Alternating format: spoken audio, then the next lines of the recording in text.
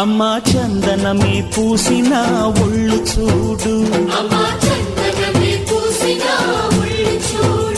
అమ్మా పున్నమి పుట్టిల్లు ఆ కళ్ళు చూడు,